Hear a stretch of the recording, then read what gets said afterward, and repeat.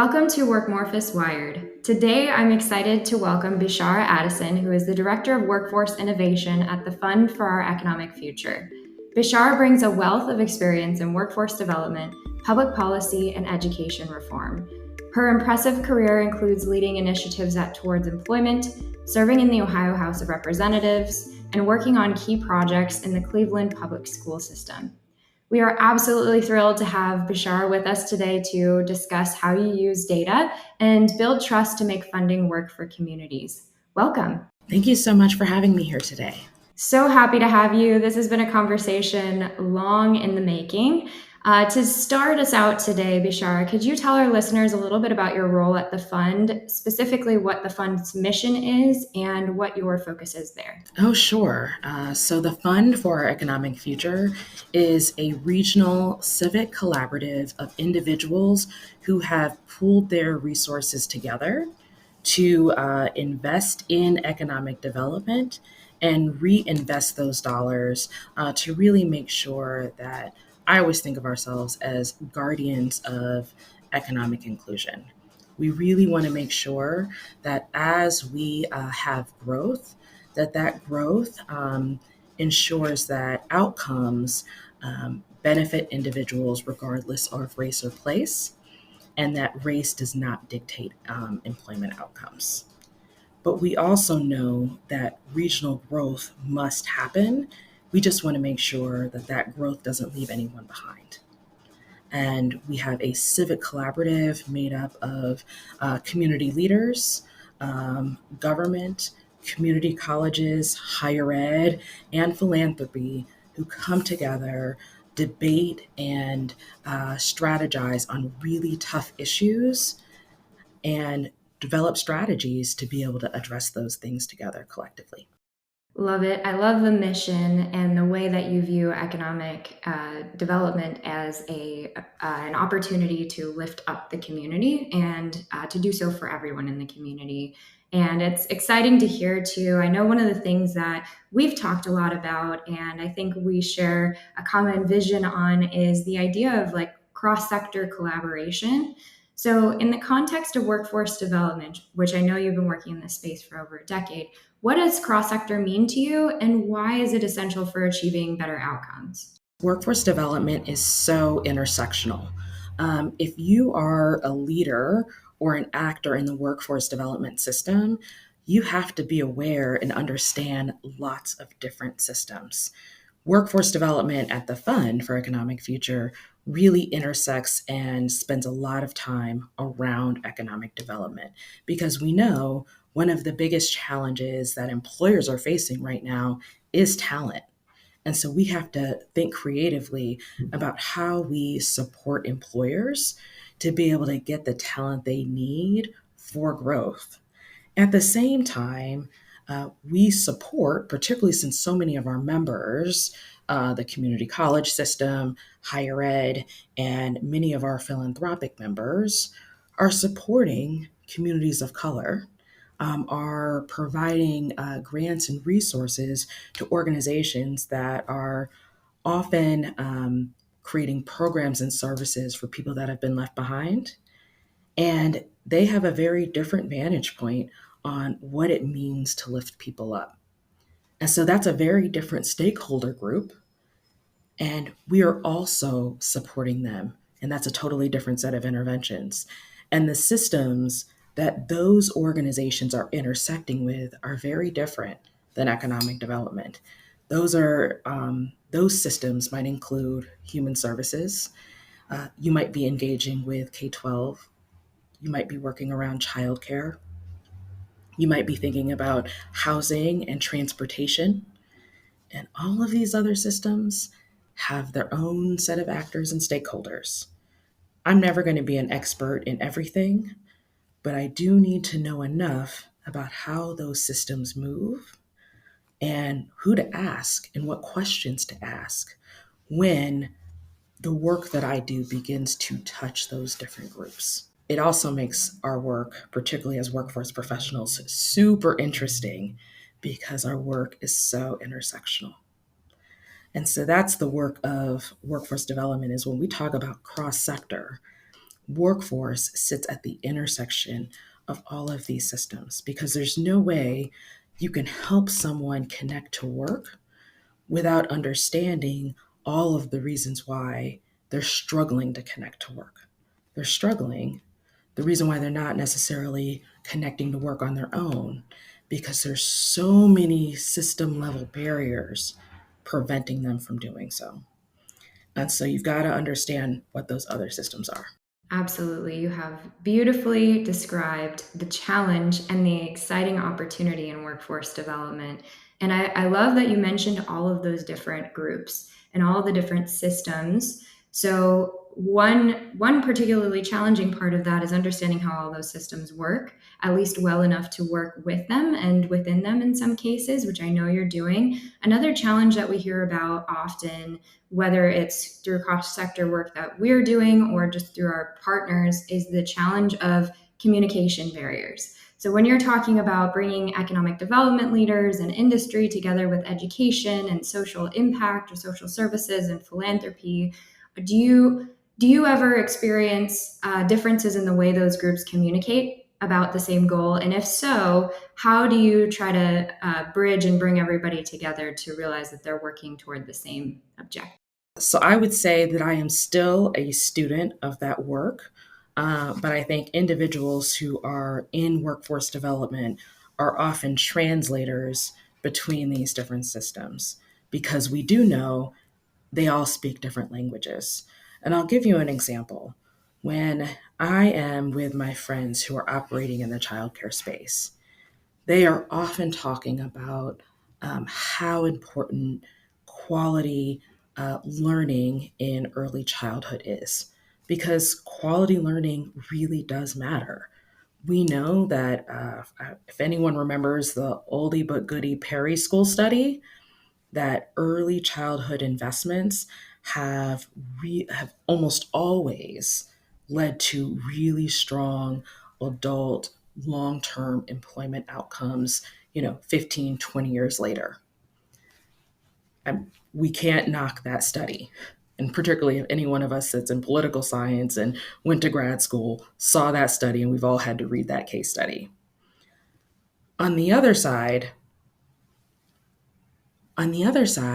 we'll think about when employers think about childcare, it's not that they don't care about early childhood, because as individuals, if they've had children, they want the best for their child too.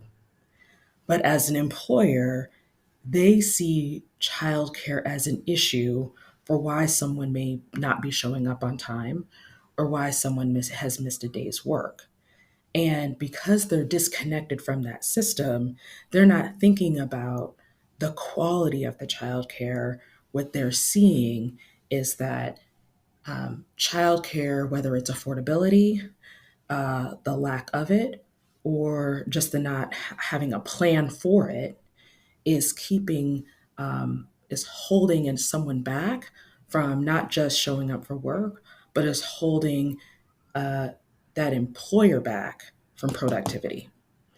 And so they're they're seeing the challenge differently, and they don't feel empowered to do something about it. One employer cannot change a system that is funded by both the state and federal level. Like, what is that one employer going to do? How do they fix that? And so they both feel hamstringed to solve it, and they know it is a rate limiting factor on growth. So they're speaking two different languages and they don't have a solution. And both the individual who is struggling to access childcare, maybe not showing up for work, or making a decision that they're not going to be able to go to work. They might decide that it is better for me to stay at home and I'm going to have a partner or a spouse go to work and I'm going to be the stay at home parent. They're making that trade off because childcare is so expensive. And that employer is losing an employee as a result of that choice because of these dynamics. And right now, nobody's a winner in this ecosystem. Everyone's facing the same challenge and everybody's frustrated.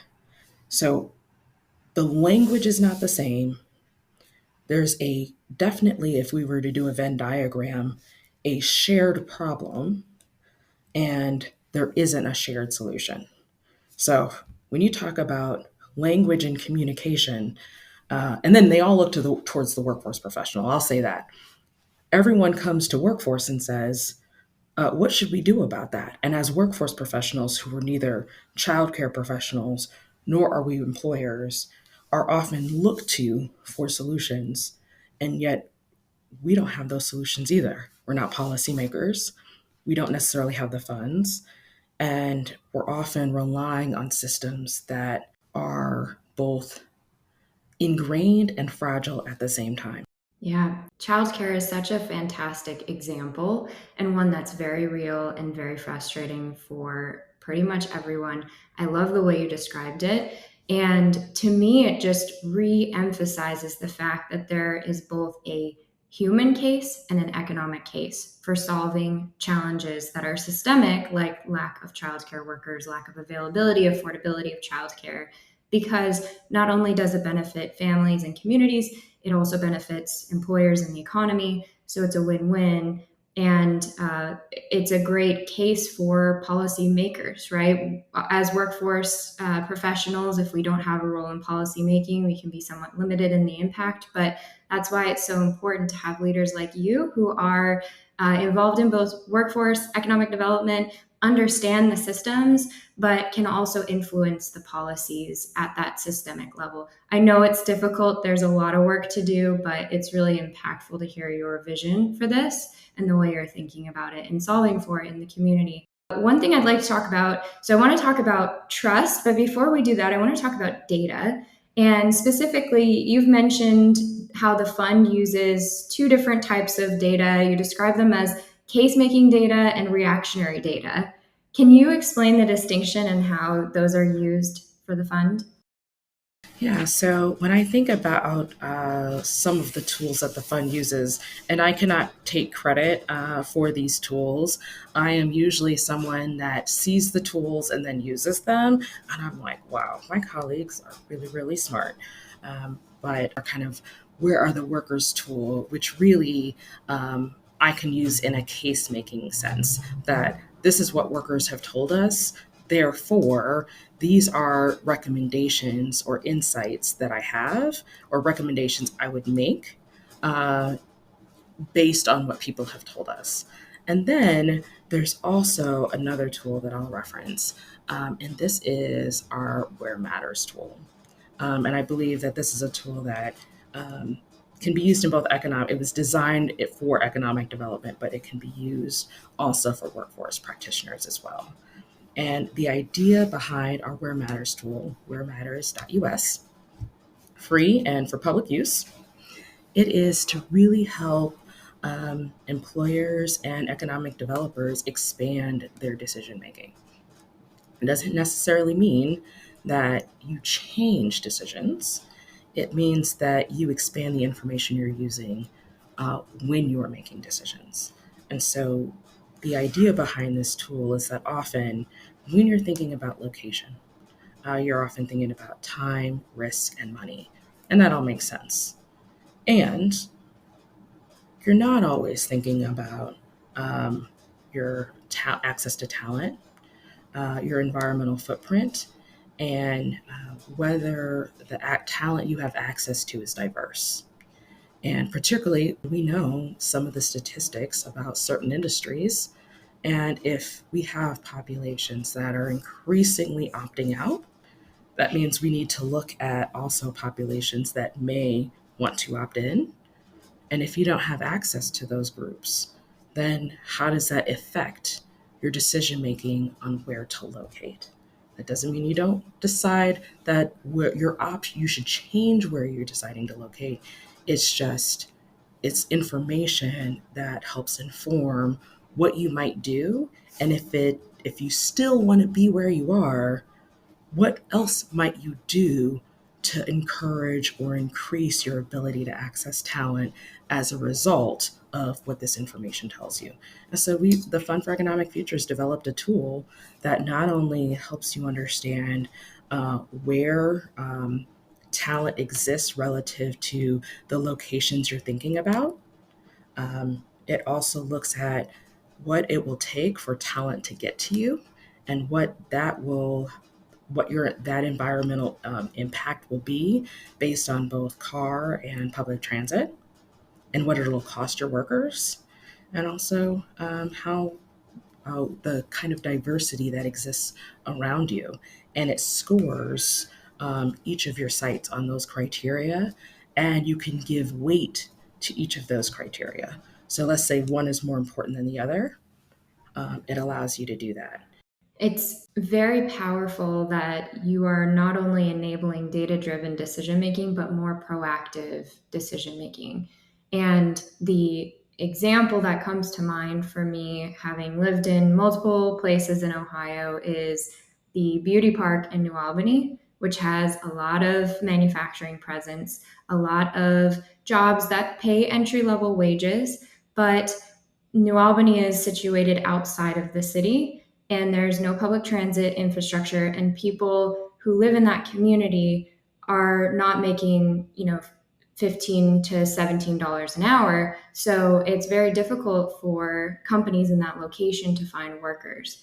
And it makes me think, if more organizations were able to use the tool that you mentioned, where matters, and think about that proactively, like you said, they can either make better informed choices about where they're locating, or inform their approach when they do locate in that place. And instead of realizing, a couple years in or however many months in, that they need a transportation strategy, they can come prepared with that transportation strategy and at least start addressing some of those challenges. So really powerful to hear. You mentioned, making sure that we're serving the community well.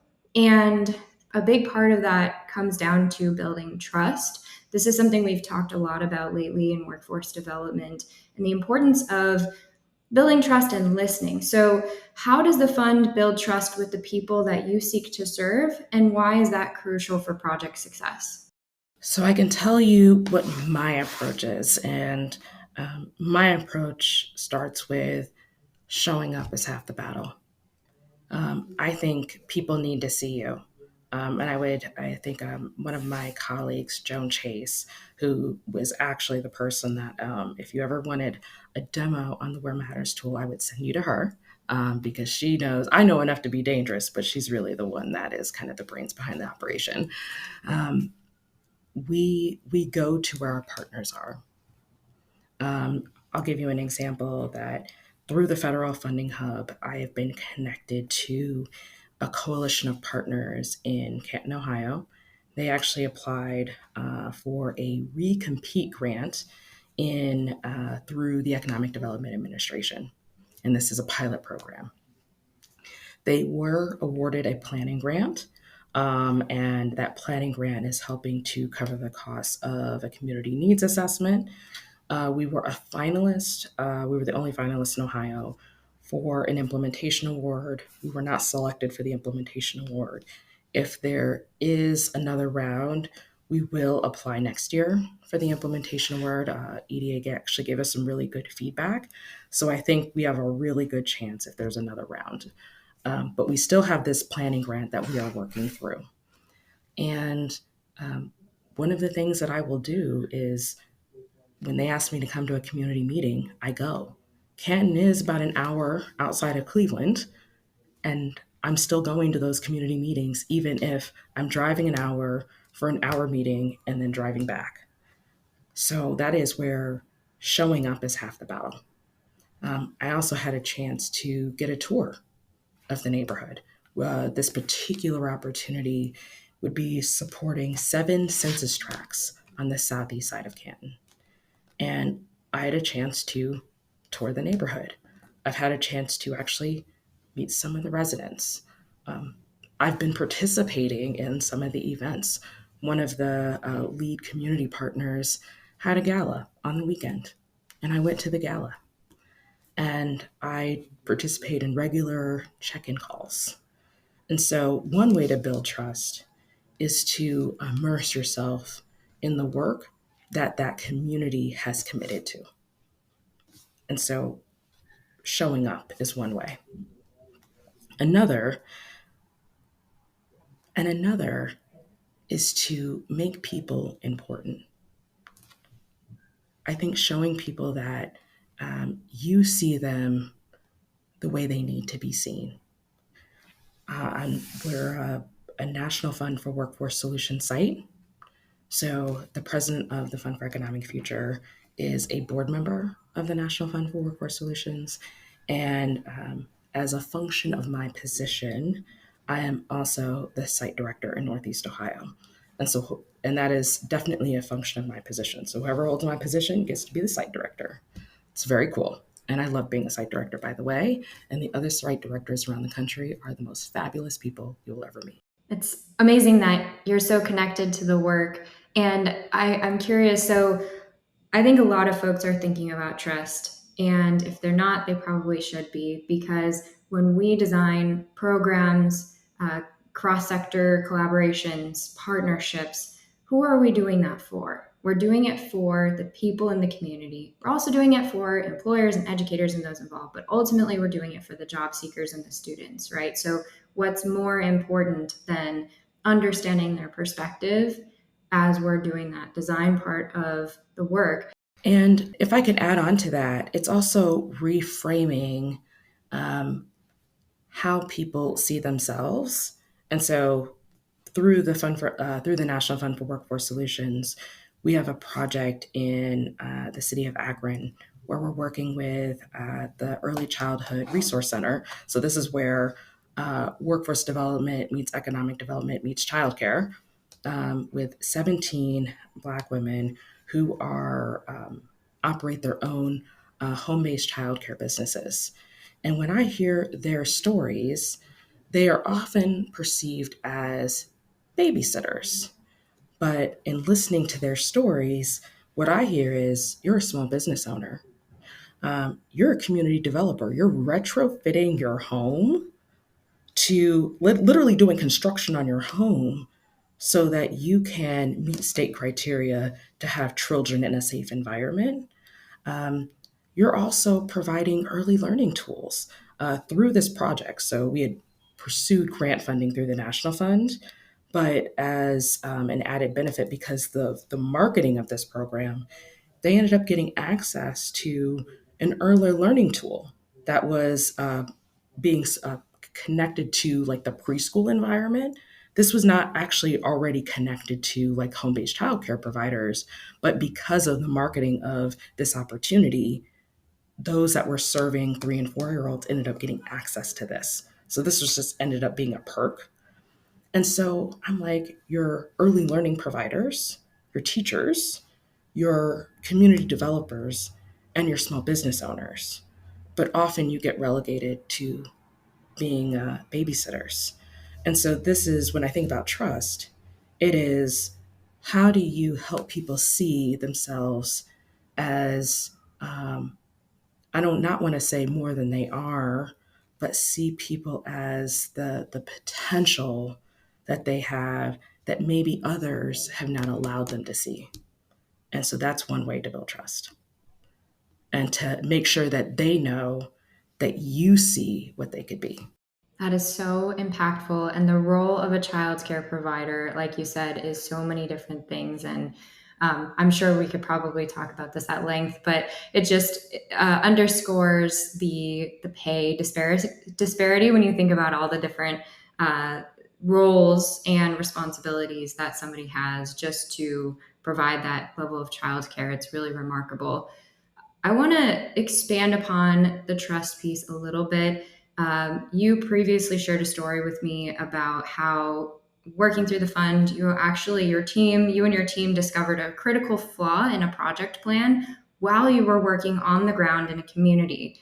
So, can you tell us a little bit about that experience and how you addressed the issue, perhaps to underscore the importance of trust building and being on the ground in the community? Oh, sure. So this was probably when I first joined the fund. We had co investment from the National Fund for Workforce Solutions And we also had some of our unrestricted dollars. Again, we have a pooled fund at the Fund for Economic Future. And we were really testing strategies on outreach because we wanted to better understand how do we help better connect residents to programming, training programs in the community that our training providers had. And we kind of weren't we noticed that we weren't connecting the dots as well. And a lot of this really does require trust and social capital. And so we wanted to test ideas that providers had on, or organizations had, on how they might be able to bridge some of these gaps. And one of the ideas was a group of partners in the city of Cleveland on really developing a hotline.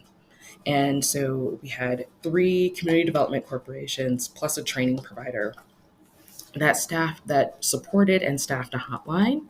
And in using that hotline, they made sure that someone was staffing it and did marketing around calling this hotline to really get advice on like career choices. And they didn't get very many calls.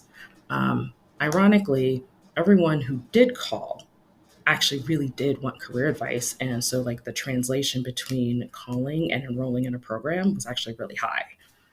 But we didn't get very many calls. And so they realized we might need to make some changes. So they ended up making some like on the ground changes. And of course, obviously we supported that because this is an innovation opportunity. We want people to do things differently. We want people to experiment. That was the point of this opportunity. They went into they had a partnership with Dave's Supermarket, and it just so happens that there was a Dave's Supermarket in every area that the CDCs were in. Each CDC area is also very different, and so each neighborhood was different, so it didn't quite work the same way in each area. Again, when I mentioned that when we think about these immigrant communities where they all may be tied to a shared Hispanic origin, but they're also within that very, very different. Same thing in Cleveland. These are all 3 very different neighborhoods, and so it didn't quite work out the same way. But they were able to get so many leads. But the work involved in getting all of these leads didn't really boil down to many individuals actually enrolling in programs. Actually, the number of leads to enrollments was actually ended up being about the same as the individuals that had called the hotline. So you almost had like identical outcomes with more work but more leads. And I think the organization that was really helping to staff this hotline was an organization called Towards Employment, based in Cleveland, Ohio. And I think we really had some rich learnings about what it takes to kind of get people in the door. And one of the learnings is that not everybody's going to be ready at the same time. And so we've got to have multiple touch points and multiple doors. There needs to be no wrong door for any individuals who might be interested in a career pathway. That means if you're developing leads, there has to be a place for those leads to go, but not all of those leads are going to be ready at the same time, and you don't count that as a loss. But you've got to maintain those relationships because you never know when somebody might become ready for enrollment in a training program. And so in those training programs, and this is where trust really does matter in the workforce development system, the training program really does need to lead to a job or an outcome that the individual is expecting. And one of the biggest challenges in workforce is not all training programs are made the same.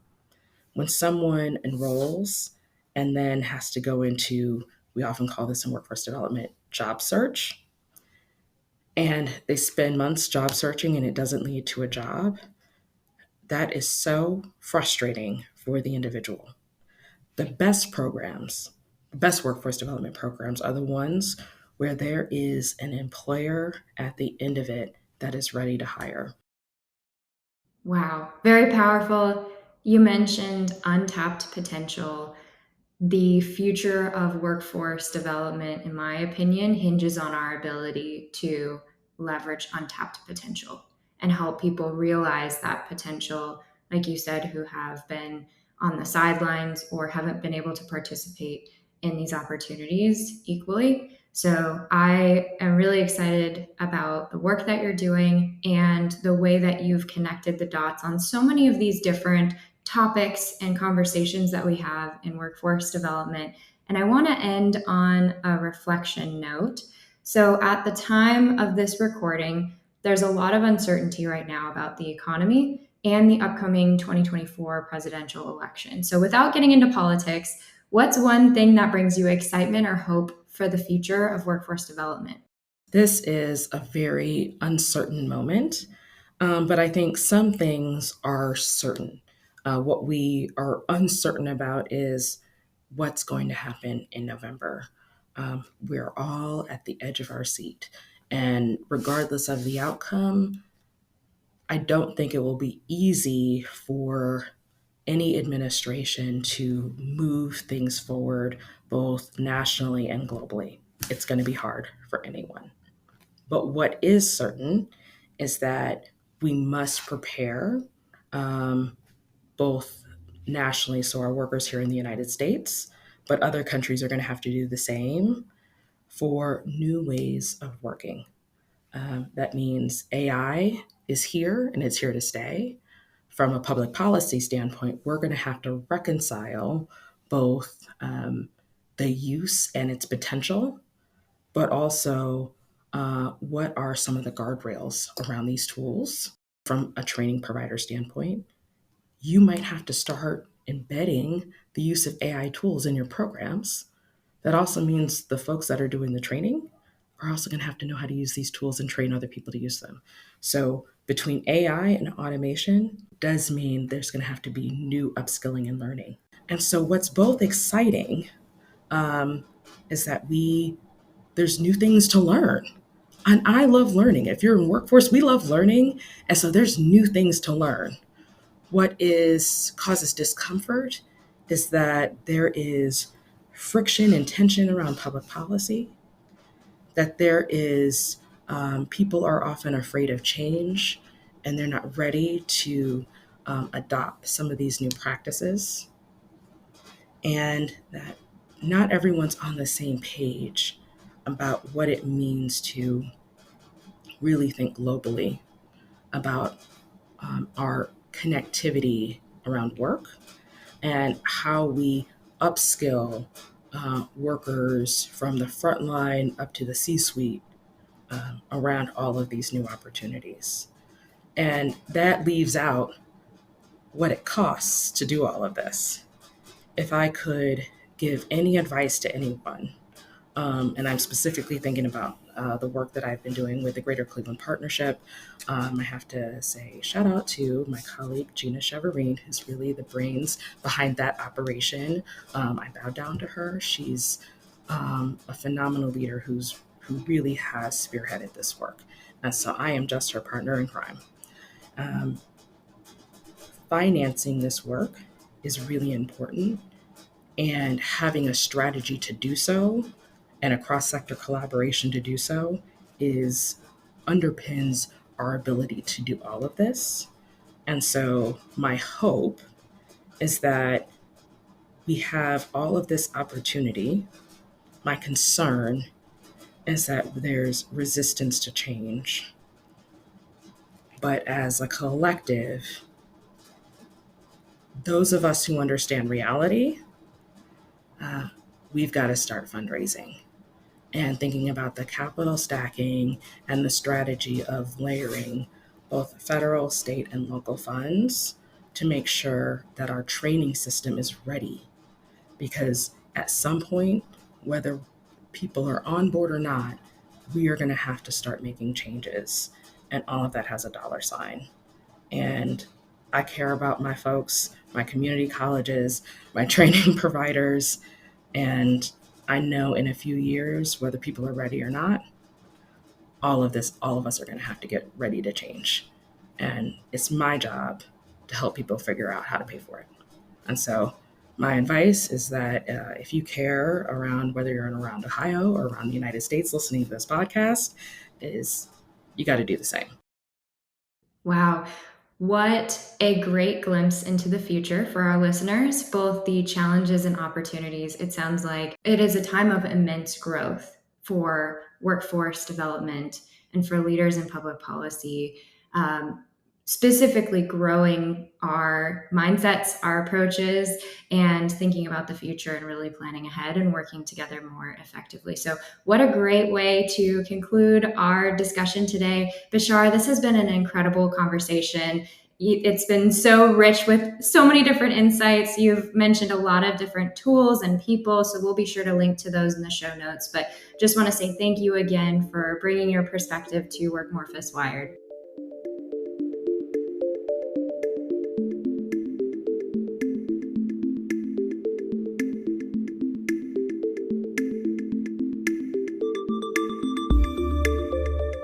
Thanks so much for joining us for this episode of Workmorphous Wired.